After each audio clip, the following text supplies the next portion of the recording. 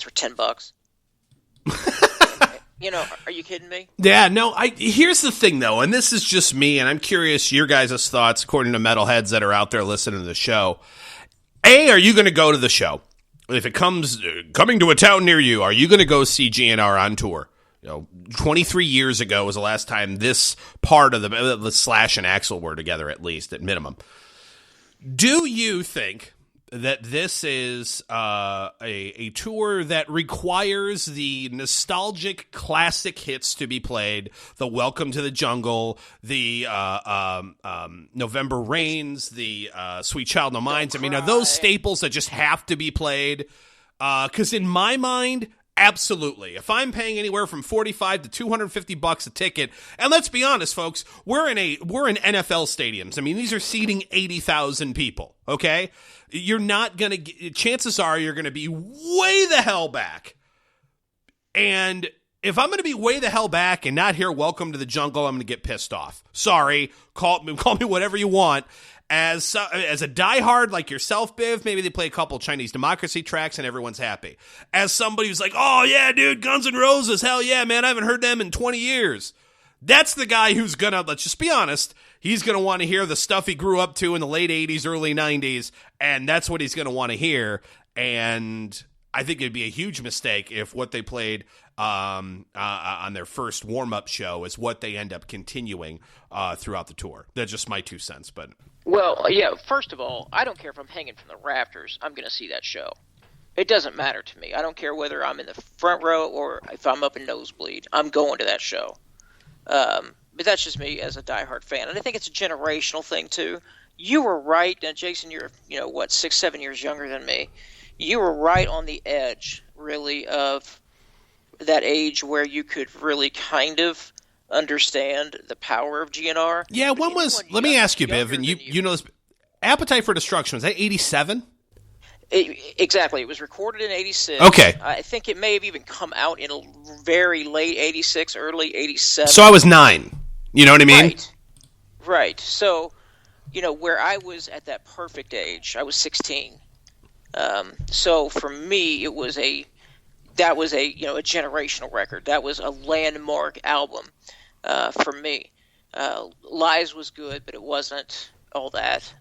But of course, Use Your Illusion 1 and 2 came out. They went on tour in 91, 92, and 93 in support of that. Sold out stadiums and venues all over the world. So, as a fan, of course, I'm going to go. To answer your question, yes, I want to hear the classics, and one of the reasons I want to hear the classics is because not only are they great songs, and they haven't been together in 23 years, but it's not like they have new material out either. Right. Now, if True. they had new material out, I'd want to hear that, and we've had that discussion before on According to Metal. But being that they don't have that, I definitely want to hear those classics. Now, speaking of huge stadiums and being sold out, and who says, by the way, that rock is dead? I beg to differ, because not only is GNR going on that massive NFL stadium tour, but Metallica sold out their August 20th show at US Bank Stadium in Minneapolis in less than 10 minutes. Wow. That's insane. What's weird about Metallica is, what is it, like a decade in between every record they make nowadays? So it's not as if there's anything new. I mean, maybe there will be when they actually play their show, but for God's sake, they've been recording their new album for like 5 years. Right. No, they're on that Axl Rose timetable. Exactly. Once a decade, maybe we record something. Maybe when Lars feels like, not being a douchebag for a period of time and decides to actually want to get in the studio and record an album with everyone else. Right, exactly. But but still, they have the drawing power, much like GNR. That on, here it is. They announce a show. They put it on sale for August 20th, which is months and months away, and boom. Yeah, and here's the thing. It just, we're talking Metallica here. Let's just be honest, Biv, and we're going to be doing the podcast at that time. When Metallica has a new album that comes out, you and I are going to snatch it up in 5 seconds because there's a part of us that wants to hear at least Black Album or, the Black Album quality like songs, if not even Justice or Master of Puppets. You know what I mean? There's always that part of you as a Metallica fan or a metal fan that makes you go, oh man, I hope they'll, sound like this. And every album they come out with over the last couple of times has been like, dude, this is the heaviest Metallica album in a long time. You put it on, you're like, this is crap. What are you talking about? You need your hearing examined? Are you kidding me? I mean, their last album was garbage. The one before that was garbage. I'm sorry. It's just not that good. And it's not that I don't respect Metallica. I'm surprised it sold out in 10 minutes, especially as large of a venue as I sold out at. But it's just, to me, it's, again, not only that, here's the thing. It's one thing to write new music that's not very good. I don't think they do their old stuff that good anymore either. That's just me. They almost sound like they're bored playing Master of Puppets nowadays. Well, and they may be. Now, again, I was right at that age.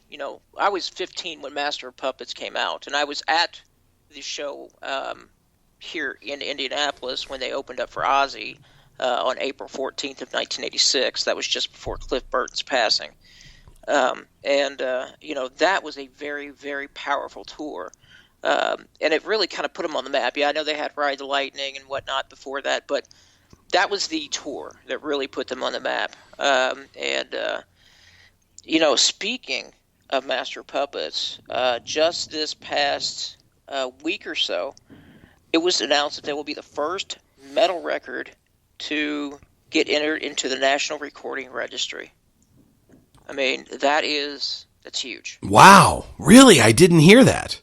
Yeah, they that album was so influential, not only in the thrash scene at the time in San Francisco and the Bay Area, but now going forward. If you look at the last 30 years, that album has been so influential that it's getting entered into the National Recording Registry.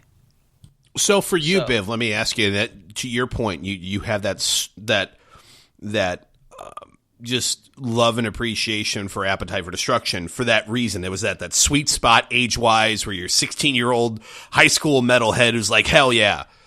Is that what Master of Puppets is for you? Because in my opinion, and I know this is blasphemy to a lot of people, though I love Master of Puppets, my favorite album they did was actually Injustice for All. And I'm not saying it's the best album across the board, but I think this kind of pays homage to what you're talking about when you talk about Appetite for Destruction. I remember getting Injustice for All, and this is, of course, had been out for years. I mean, the Black Album had been out already. But the first Metallica album I was ever introduced to when I was 14 years old was Injustice for All, and it blew my frickin' mind. You know what I mean? Like, that was the album where I'm like, this is freaking amazing. I've never heard anything like this, And then from there, I started listening to everything Metallica I could. And that was really one of the albums that really got me into metal was Injustice for All. So while many people go, Master of Puppets is way better, in my mind, basically where I was at that time, Justice has always been my favorite. I'm curious, is Puppets that one for you because of that reason? It is. It came along. It was the right sound at the right time. They were able to support Ozzy on the Ultimate Sin tour, which sold out huge stadiums, all over the country, all over the world for that matter.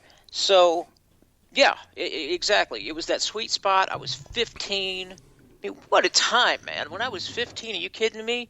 Ozzy was in his heyday. Metallica was, coming onto the scene. Guns N' Roses had Appetite come out when I was 16. Iron Maiden, I mean, Dio, the list goes on and on. That era right there, from 1983 or so to 1988, 89, to me, there's almost no argument you can make to sway me from that was the best era in metal. Right I don't disagree with you at all, and unfortunately I was too young to appreciate it, so I had to kind of go back and relive those moments. Like, I actually posted on the According to Metal Facebook page a couple of weeks ago, wink, wink, nudge, nudge, you should like that if you haven't done that already. But it's just amazing when you sit and you play, and this is the ADD conversations that Biv and I have as friends, and you get to hear them in the news segment. But you listen to you mentioned Dio. I listened to Holy Diver from start to finish a week or so ago. Just press play, listen to the whole thing, and I was just like, this is one of the best damn albums I've ever heard in my life. Like, as far as from beginning to end, this is amazing. And I just had to let everyone know that that's kind of what I felt. And I can only imagine how cool it would have been to hear that at the time. You know what I mean? Because when Holy Diver came out, I was 5. So that wasn't going to happen.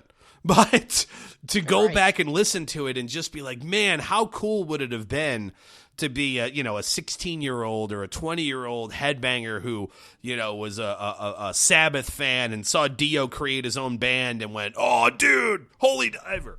It had to be just an awesome, awesome time. I'm jealous of the fact that you got to live some of it and I didn't, but oh well. Well, yeah, it was a great time. But speaking of great time, or a fan that didn't have a great time, David Draiman, the lead singer for Disturbed, called out a fan at a recent show for being on her cell phone and texting or whatnot during the show. Basically pointed her out, ridiculed her. I thought it was a dude. Was it a guy? I thought it was a guy. I thought it was female. Maybe I'm incorrect. Either way, it doesn't really matter. The bottom line is that, to ridicule a fan like that, while I understand where Draiman's coming from, hey, I'm up here performing, pay attention to me, I get it. Do you think it's right or appropriate to tell a fan who's paid money to get into a venue that they should act or behave a certain way? No, it's not. Biv, do you mind if I have a soapbox for about a minute and a half? Go for it. Good. Okay. Let me start with this. David Draiman, I don't like him for a couple of reasons, and I'm just going to say it, and I don't really care. The Disturbed sucks. Period. If you think it's metal, shut off this show, because it's not. It's garbage and it's bad.